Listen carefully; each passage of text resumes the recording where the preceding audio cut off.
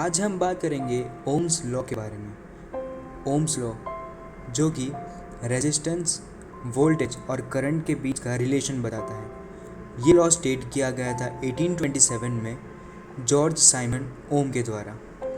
तो आज हम ओम्स लॉ समझेंगे, उसका मैथमेटिकल फॉर्मूलेशन देखेंगे और उसका प्रैक्टिकल प्रूविंग मेथड भी देखेंगे। So let's start.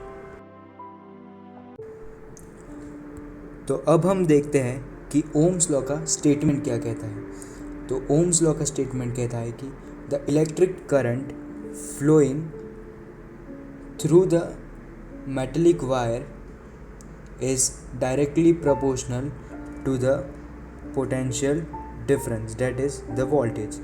यानी कि जो इलेक्ट्रिक करंट जो मेटलिक वायर के थ्रू फ्लो कर रहा है वो डायरेक्टली प्रोपोर्शनल है उसके दो टर्मिनल्स के वोल्टेज डिफरेंस पर, पोटेंशियल डिफरेंस पर या फिर वोल्टेज डिफरेंस पर। यानी कि हम कह सकते हैं कि एक मेटल वायर के अंदर अगर करंट इंड्यूस होता है तो वो उसका वोल्टेज डायरेक्टली प्रोपोर्शनल होता है करंट इंड्यूस्ड से।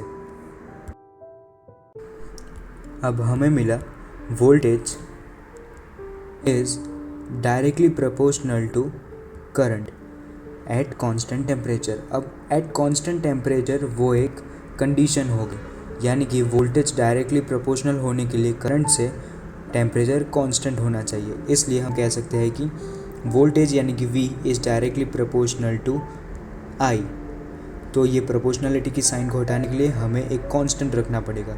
तो हम लिख सकते हैं कि V equals to I multiplied by constant, या फिर डायरेक्टली डिवाइड करके हम लिख सकते हैं कि V divided by I equals to constant at constant temperature. अब कांस्टेंट टेम्परेचर पे मैटर की एक ही प्रॉपर्टी कांस्टेंट होती है जो कि है resistance.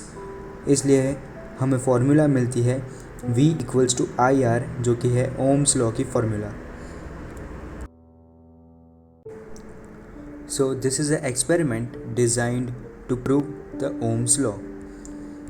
Here we can see that the current is flowing in this direction. These are three cells that are connected alternatively.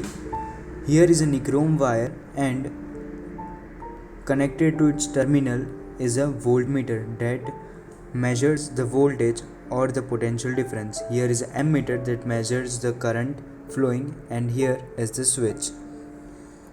Now when the current flows only connected to one cell, we measure the voltmeter, means the potential difference, and note it, and measure the ammeter and means current.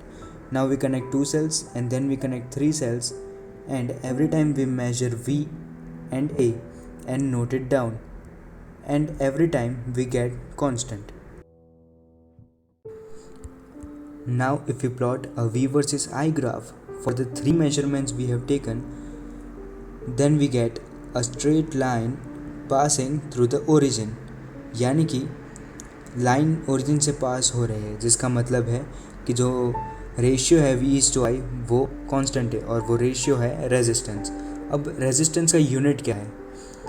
We know that V equals to IR, therefore R will be equal to V by I। अब हम V और I को 1 unit लेते हैं तो हमें मिलता है V equals to 1 volt divided by I equals to 1 ampere. Now to give respect to Simon Ohm, resistance unit was given the name ohm, therefore 1 volt per 1 ampere यानी कि 1 volt per 1 ampere will be equal to 1 ohm। तो ये था Ohm's law.